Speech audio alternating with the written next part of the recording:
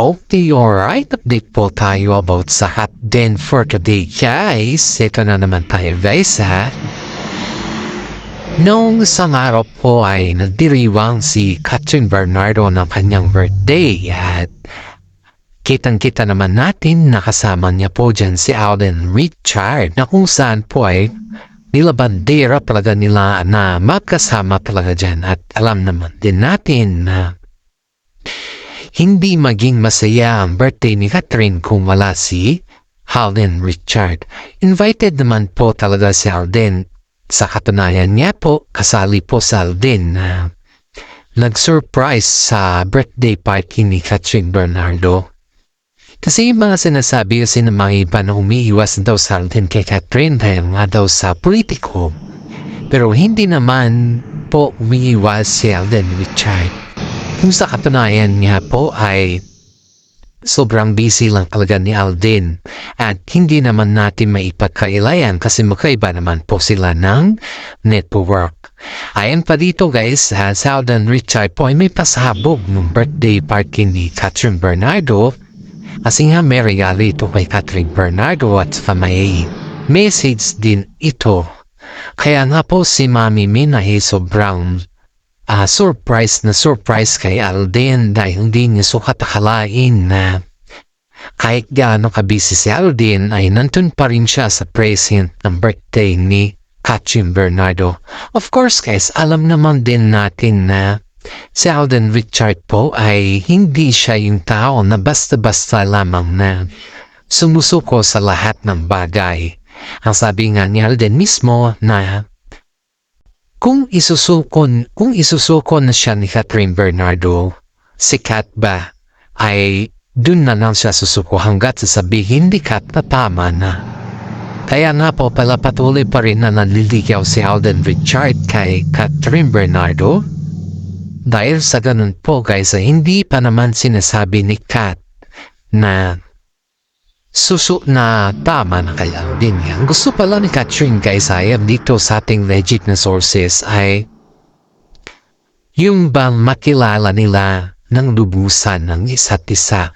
Dahil nga naman sa kanilang movie ba o sa kanilang shows ay hindi pa naman nila totally kilala yung isa't isa. Ang gusto kasi ni Catherine ay yung talagang masinsinan niya makilala si Alden Richard sa lahat ng bagay.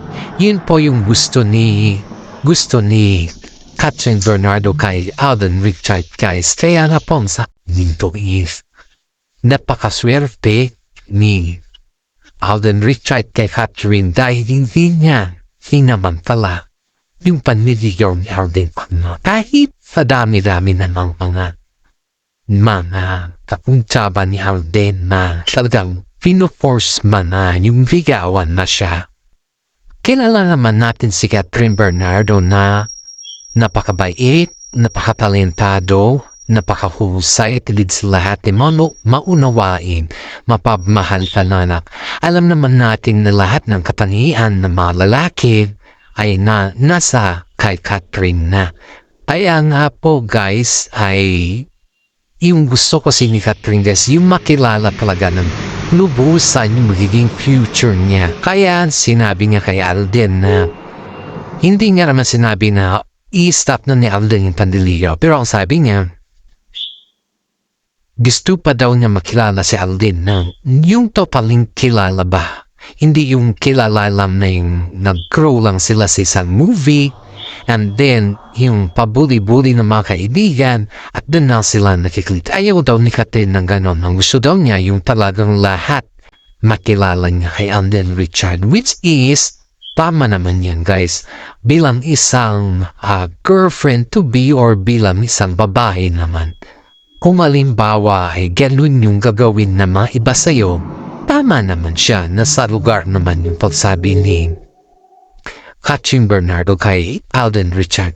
Aside from that, guys, mas minabuti pa na maging kaibigan sila starting to the point na yung bang ang pagiging relasyon, pag-umpisa kasi ng relasyon na they need to start in a friend first.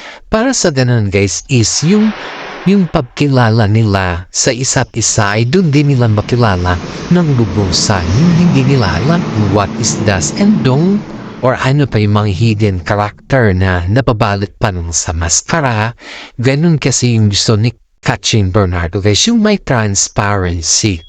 Hindi yung just only for yung nakilala lang, alam mo na, kilala lang sa movie, naging partner sa tambalan. Ayaw niya ng ganun guys. It's not a type of growing or moving or looking for a partner daw yung ganun kasi nandun daw yung camera. Ang gusto niya yung off-cam at iyon naman yung hiniling ni Mami Min kay Alden Richard kung maaari ay kaya ba niyang gawin yun kay Katrin Bernardo. Yan po yung kwan dito guys. Kaya ang sabi po dito guys is dahil dyan na yung sinabi ng mami ni Katrin Bernardo guys ay dito naman natin napagtanto na si Mami Min po ay talagang interesado kay Alden para kay Katrin Bernardo. Dahil nga po nakita naman kasi ni Mami Min kung gaano kahirap mag-move si Kat at kung gaano kahirap yung pinagdaanan niya. Siyempre dahil sa mga ganun na bagay na pinagdaanan ni Katrin guys ay naawa si Mami Min sa kanyang anak. Kaya nga sabi po dito ay hanggat maaari ay i-kwan ni Katrin Bernardo na gawin ng lahat para sa kanya. At sabi naman po na mga iba guys na willing naman si Alden na gawin yun. Willing naman siyang gawin yun dahil si Alden Richard po ay napaka-gentleman kay Katrin Bernardo, napaka-bait at higit sa lahat ay pinapapamayan niya talaga na mahal niya si Katrin Bernardo. Hindi siya susuko ng ganon-ganon na lang na basta-basta. Kasi ang pagsuko kasi guys is isa yan sa mga part ng buhay mo na hindi mo talaga kaya na. Pero hindi ibig sabihin na sumuko ka na ay hindi mo na talaga kaya. Kundi may mga time din na may mga rason din yung pagsuko mo. Iyan yung katotohanan dito guys. Pero si Alden Richard po ay wala namang rason para sumuko siya dahil mahal naman nito ni Katrin Bernardo. Kaya nga po guys, ang birthday ni Katrin Bernardo ay talagang si Alden Richard ay nagplano at kakuntsaba pa na si Mami Min that time na hindi naman alam ni Katrin na nandun si Tisoy at nasyak na lang siya nung lumabas si Tisoy na may dalang bulaklak. That was off-cam guys, hindi naman kasi yan on-cam kasi ayaw kasi ni Katrin na yung lahat ng mga aktibidades sa kanya, mga private man o mapapublic ay naka-on-cam talaga. Parang kumbaga is hindi mo bakuha or parang papeke-effect lang kasi pag may camera daisy. Pero pag off-cam talaga ay doon mo makikita yung katotohanan dito. Kaya nga sabi ni Katrin kahit isa, oh my God, I miss you. Yun yung mga katagang salita na binitawan ni Katrin Bernardo kay Tisoy. Nakita niya habang kumakanta sila ng birthday celebration or birthday greetings kay Katrin Bernardo. Of course naman guys, may mga kung naman dyan nagagalit dahil bakit daw hindi daw in-invite ni Katrin si Daniel Padilla samantala nag-gain tayo daw si Daniel ng invitation ni Katrin guys. Ano kaya sa tingin natin guys kung bakit hindi ni-invite? Kasi si Daniel naman guys is kahit hindi daw siya invite ay talagang nandun daw sa card house ay nag-gain tayo lang daw ng go signal na iimbitahan siya ni Katrin. Parang kumbaga napapansin na si Daniel. Pero in fairness guys na kahit ano man yung gawin ni Daniel sa kanyang buhay o kahit ano man yung kumbaga is kahit ano man yung kahit ano man yung kanyang paramdam kay Katrin sa ngayon na hindi ready si Katrin sa kanya. Kaya nga po guys ayon dito sa ating legit na sources di ba nung may movie sila Katrin at Alden, unang movie nila ay dun sa Hong Kong, hindi pinansin ni Daniel Richard si Alden, di ba? Ngayon guys ay gusto daw ayon dito sa ating legit na sources gusto daw kausapin ni Daniel Padilla si Alden dahil daw kay Catherine. Para mo baga umingi daw si Daniel Padilla ng pulo kay Alden Richard na hanggat maaari ay bigyan daw siya ng oras para mag-uusap daw si Catherine. At iyan naman guys, ang sabi naman ni Alden dito paano naman niya pagbigyan or paano naman niya ibibigay yung mga ganun na gusto niya kausapin si Catherine kung si mismong Catherine at ang pamilya ni Catherine ay ayaw na makipag-usap kay Daniel Padilla. Yan, kaya nga guys, may critic po si Daniel patungkol sa mga ganyan na bagay dahil alam niya sa kanyang sarili na hindi siya mapapagbigyan at hindi talaga siya pagbigyan ni Catherine at si Mami Min. Kaya nga nung sa birthday celebration ni Catherine ay talagang spotted ang dalawa ng very sweet at guys ang ganda ng regalo ni Alden Richard kay Catherine Bernardo na kung saan ay regaluhan siya ng bag na galing sa Paris guys. Yung bag na po yun guys is hindi po si Alden ang bumili kundi pinabili niya mismo sa kanilang mga relatives kasi nagbakasyon po yung mga relatives ni Alden sa Paris. And then pagdating nila talaga nag-request kasi si Alden na magregalo kay Catherine Bernardo kasi malapit na yung kanyang birthday that time. Just only for sure guys na yung ireregalo niya kasi kay Catherine is a different kind of bag. At yun naman po ay wish granted naman po si Catherine sa kanyang regalo. And of course guys, yung isipin kasi ni Alden Richard dito ay napaka-special ni Catherine sa kanya. Kahit anumang klaseng regalo naman siguro yan ay kayang ibigay ni Alden Richard kay Catherine dahil alam naman din natin na si Catherine po ay talagang bidang-bida kay Alden Richard guys. Even though kahit naman po saan siya pupunta o kahit naman po saan sila pupunta ni Alden Richard ay talagang nandun pa rin yung kinatawag na pagmamahal ni Alden kay Catherine. Sipin nyo guys ay regaluhan ka ng isang tao na hindi mo naman in-expect na ganun yung katindi or ganun yung kamahal i-regalo sa'yo, diba? Aside from that guys, hindi naman in-expect ni Catherine Bernardo na yung suggestion or yung parang pinakiramdaman kasi ito ni Alden Richard na daw yung kulang na lang kay Catherine na klase ng bag. At iyan naman po is sinabi naman ni Catherine kay Alden na so yung galing sa Paris at kakaiba is just only for the unique design. Yun po yung sabi ni Catherine kay Alden. And then yung regalo na yun ay dumating na and wish granted po. Napakasaya po ni Catherine nung nalaman niya na ganun yung regalo ni Alden Richard sa kanya. Samantala si Daniel Padilla guys ito ayon dito sa ating legit na sources alam mo yung pinakamahal na bag na rinigalo niya kay Catherine is worth of 50,000.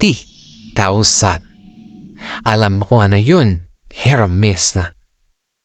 Hermes is very popular here in the Philippines. And then, sa 12 years na yun guys, ilan lang yung bag na niregalo ni Daniel Padilla kay Catherine kasi alis lahat kasi yung gusto ni Daniel is mga kwan lang ba? Alam mo yung mga simple na hindi mo maintindihan paminsan-minsan pa na bulaklak na lang yung binibigay ni Daniel sa kanya para ipresenta lang na mahal niya si Catherine. Kasi una napaka-sweet ni Daniel may mga bulaklak, may dalma chocolate, may mga something like that. Pero na habang tumatagal na bulaklak na lang guys, hindi pa nga nito, kumbaga hindi pa nga siya yung talagang very excited sa karawan ni Catherine. Paminsan-minsan nga yung mga sinusuot niya lang is hindi siya presentable pa. Ay ito si Alden Richard is kita mo dito napaka-presentable niya at napakabait niya. Talagang kitang-kita mo dito yung pagka-matured ni Alden Richard. Ang sabi nga dito may mga Katniel fans nga dito guys na sinasabi na para daw magkuya sila Alden Richard at saka si Catherine kasi ang layo daw ng kanilang agwat. 29 years old pa lang po si Catherine, samantala si Alden is 33 na. Sa 33 na yun guys, kita mo naman yung pagka-mature ni Alden, diba? Kita mo naman yung gaano siya, yung about sa kanyang business. Kita mo naman din doon kung ano yung kanyang flowing. Kung ano yung kanyang, yung bang hindi siya lutang na mag-isip. Napaka-mature niya, kung tutusin natin guys ha. Samantala itong si Daniel Padilla guys, nakita nyo na ba yung itsura ni Daniel Padilla sa ngayon guys is hindi, parang hindi na siya kagaya ng dati, hindi na siya clean, hindi na siya yung talagang wala na. Bumaba talaga siya. Hindi siya kagaya ng dati na Daniel talaga. Pero sa ngayon is wala na, hindi mo na makita yung ganun na acting ni Daniel sa ngayon is wala na. Bagay talagang hindi mo na talaga siya makikitang Daniel Padilla guys. Ang layo. Yun yung mga sinasabi ng mga ibang netizen guys na sa katunayan na malabo na si Daniel sa mga iba. Pero dahil nga po guys sa tindi ng sakripisyo at tindi ng kumbaga is parang sinusunod na lang nila yung abos ng buhay ba? Yun yung sinusunod na lang nila. Hindi na yung abos ni Daniel Padilla. Kasi si Daniel na guys is kahit saan concert na siya, pinapatok niya talaga kahit mura na. Hindi kahit yung napakasimple na lang na